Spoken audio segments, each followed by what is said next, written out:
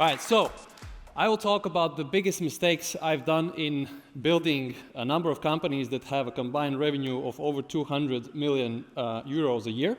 I want to focus on this because I think it's relevant, especially for people that have started businesses and they want to learn from somebody that already kind of has done it. The context in which I will talk about these mistakes is based on my experience, which is specifically high growth companies, meaning you start a business and it grows very quickly, right? And in this context, an example of what I mean by high growth or definition of high growth for me is when you start a business, it takes like, let's say, a couple of years to get to your first million in revenue, and then you hit the high growth phase. So let's say, 3 years, you're kind of struggling to figure out the product market fit, the team, the market, etc. And then the next year, you grow in revenue twice to 2 million. Then the year after, it's 4 million. Then the year after, it's 8 million. 15, 20 million, 40 million, and so on. That's what I consider high growth, right? You might have a business where you have never seen such a growth in your life, which is okay, and you might never actually get there, but some of you will, for sure. The good news is that when I speak to business owners that are small business owners, the mistakes that they do are very similar to the mistakes that I have done in my experience, right? So the speed of growth of your business could be different from mine, but the environment could be different, but the mistakes are actually very similar for people that own and run high growth big companies and also small businesses. And so my focus is really to talk about the mistakes not in terms of specific technical things that I've done, but more in terms of the mindset, right, that has led me to those mistakes. So you can maybe recognize this mindset in your own, situation, in your own business, and then maybe change this mindset so that you don't do the mistakes that I have done. All right, and so here's a shitty looking slide where basically I'm kind of showing what high growth means. So this is me and my business partner, Davis. He was my school friend and still my main business partner.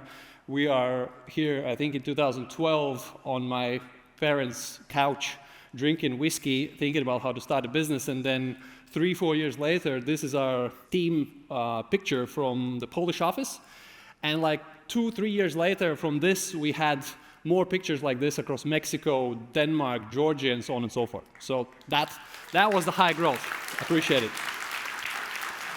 Okay, so let's talk about the mistakes, right, or the mindsets. The number one, and not necessarily the most important, is just something, that is very common, is giving away equity too quickly, shares in the company, right?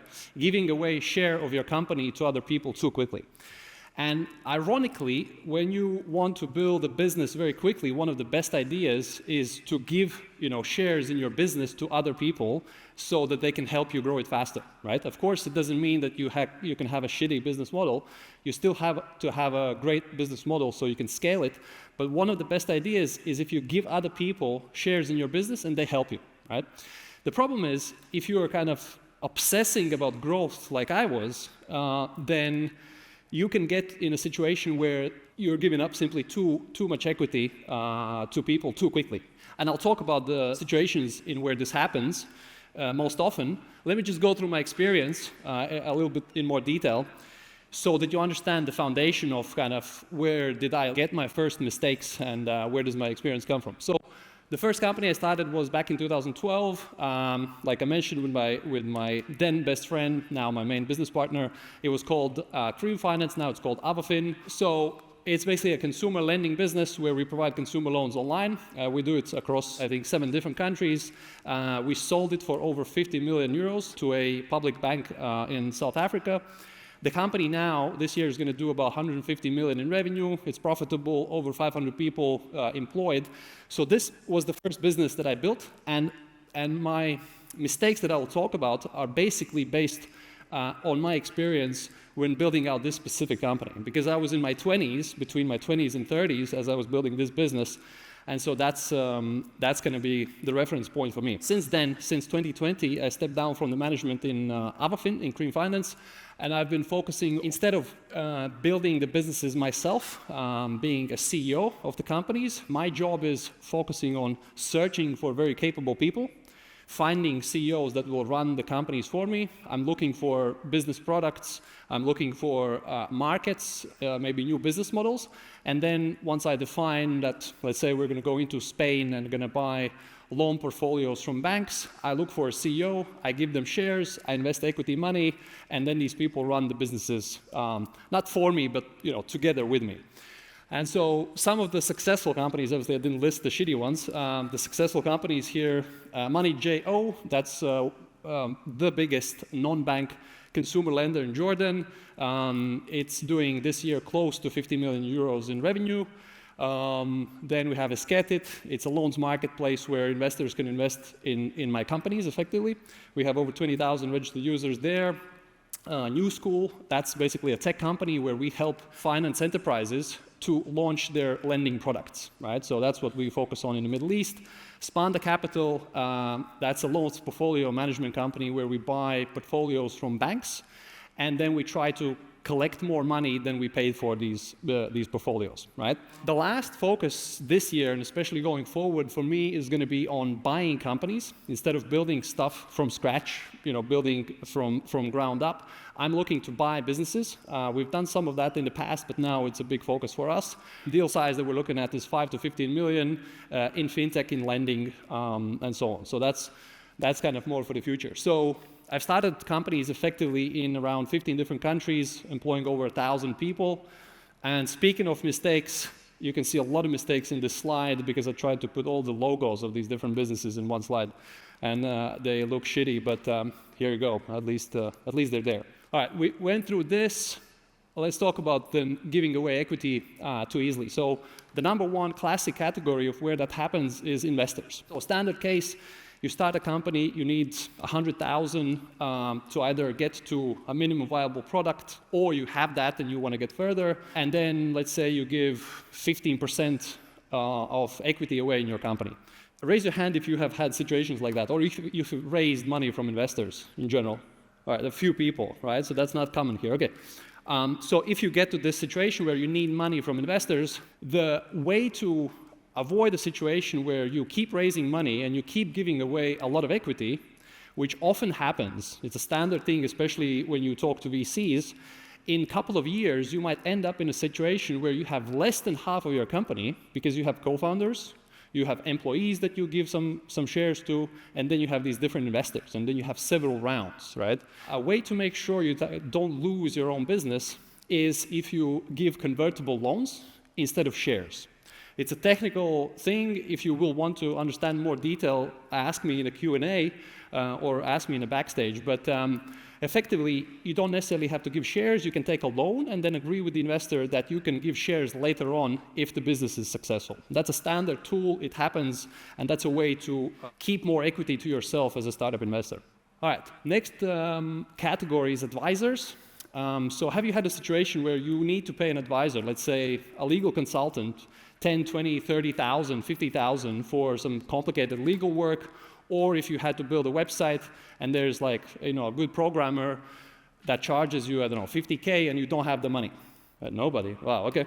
So situation is based on a case where you don't have the money to pay somebody and you pay shares, right?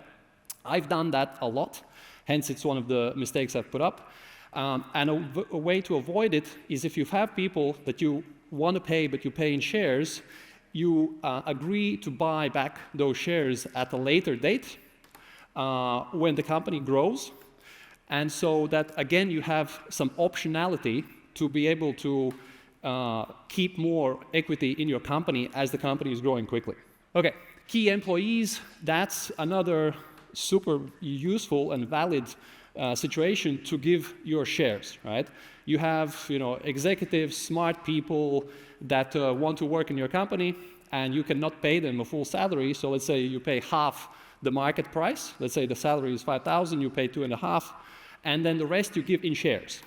The situation often happens is that you pay these employees in shares too much, because 3 years down the line, either the employee is no longer meeting the needs of the business, maybe big business grows in a different direction or it grows very quickly, And then you're stuck with a situation where you have somebody that you gave 10% equity, right? Like a programmer. Yes, you assume that's going to be a CTO for the next 10 years.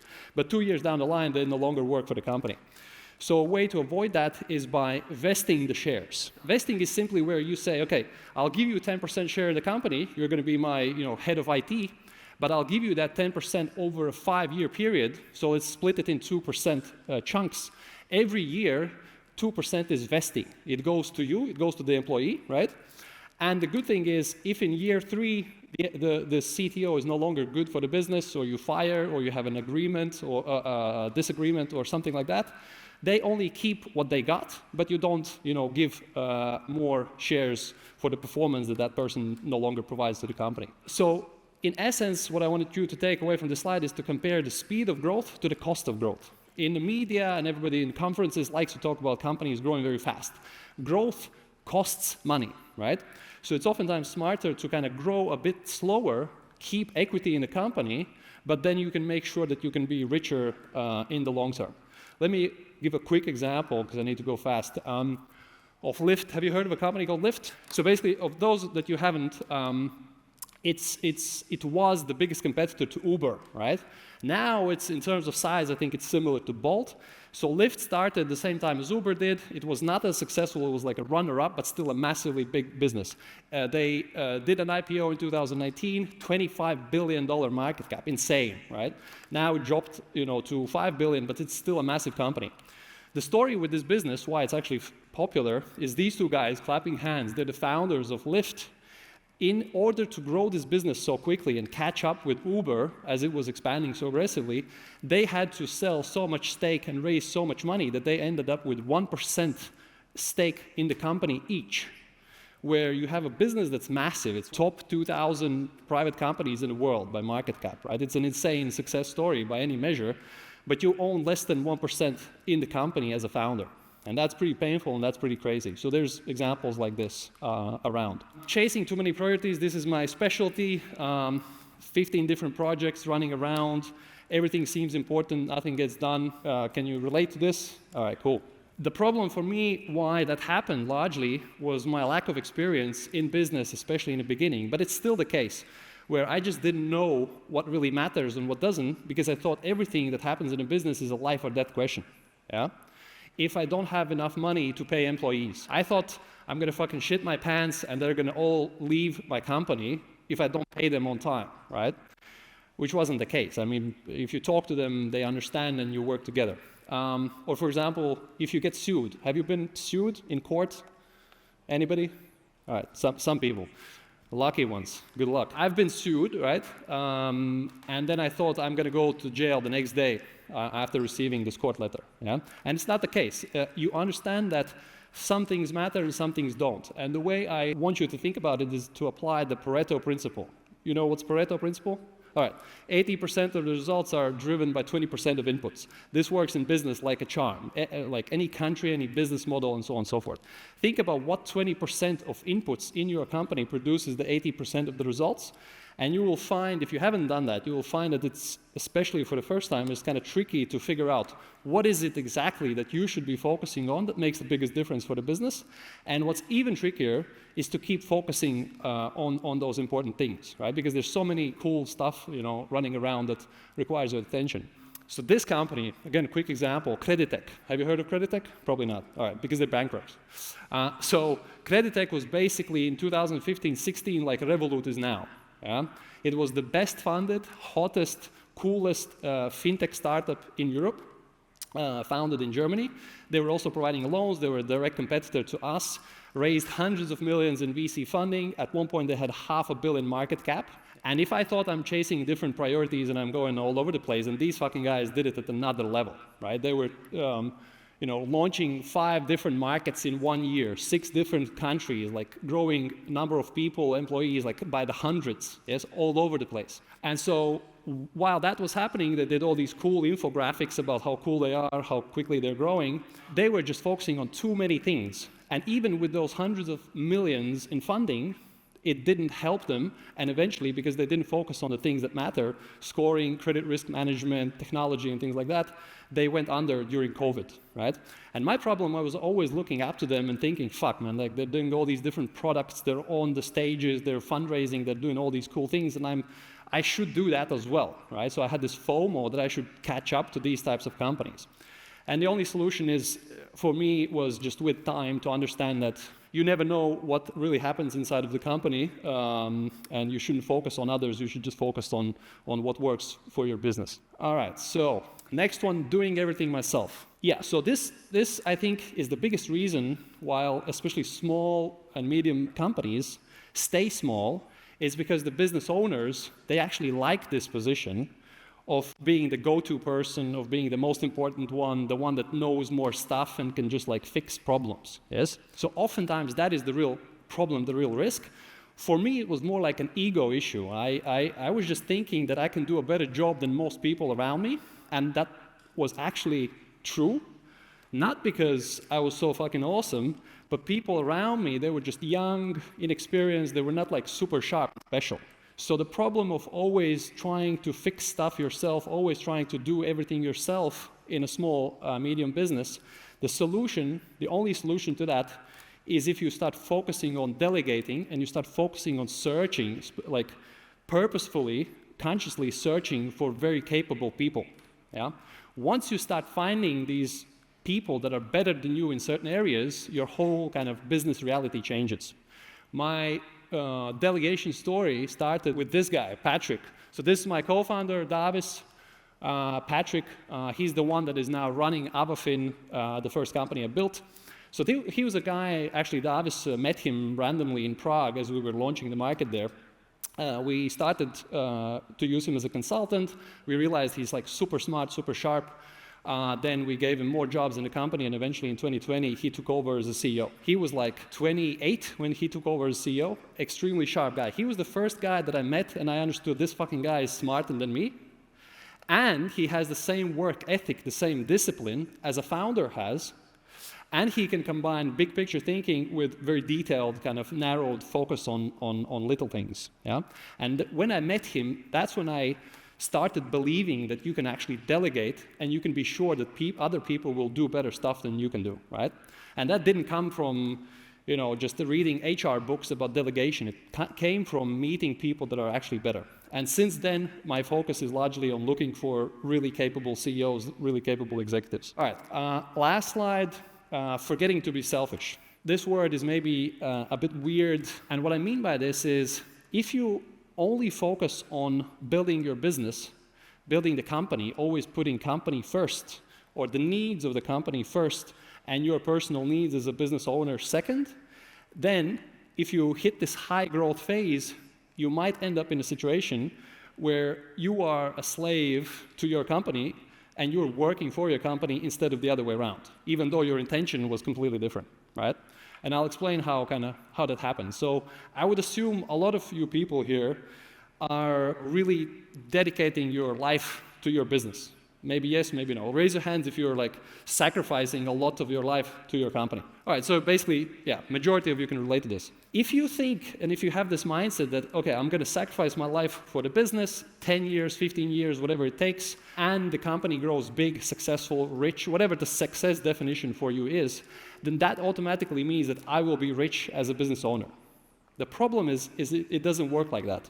Because unless you have enough money and you have enough control in the business that you have 50%, 60, 100% of the business, once it's grown successful, unless you are in that luxury position, which most people are very rarely are in, you will have a situation where you take on other investors, you share equity with your co-founders, you, God forbid, are in a regulated business and the regulator tells you what to do. So there's all these stakeholders in the company that you built, and you end up being just one piece of the puzzle.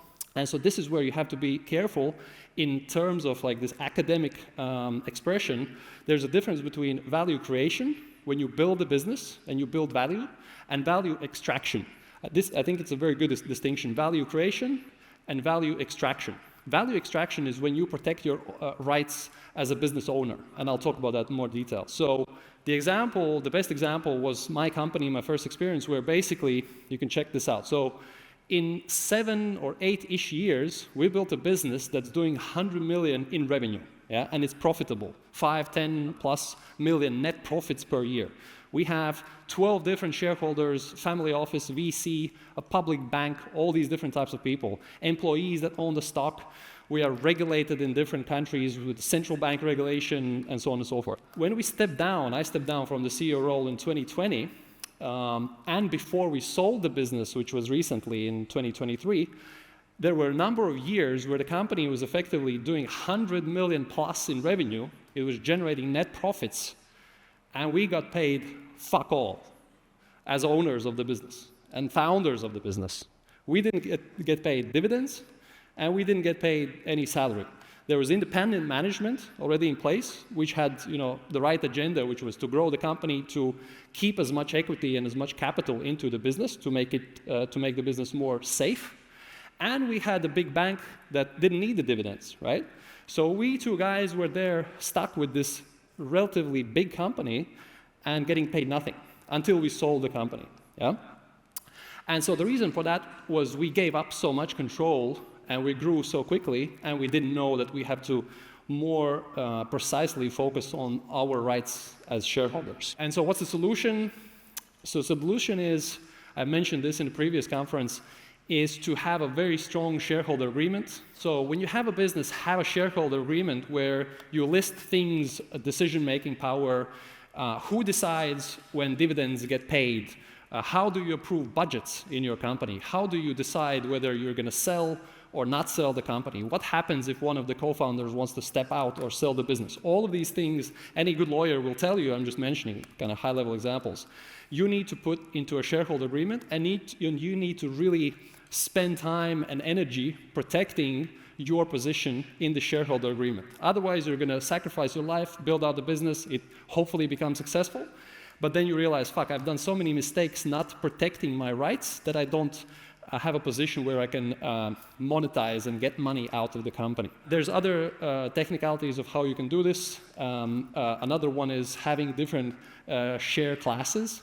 So let's say founders have a share class A, which gives them more rights in deciding about the company than, let's say, investors or advisors that have some shares. They have share class B, where they don't have any rights to approve dividends, they don't have any rights to approve any sale of the company or anything like that. So there's various ways of how to protect yourself as a shareholder. I think that's it. My time is over. If you like this content, please subscribe to my YouTube channel. That's going to make my weekend very happy. Thank you.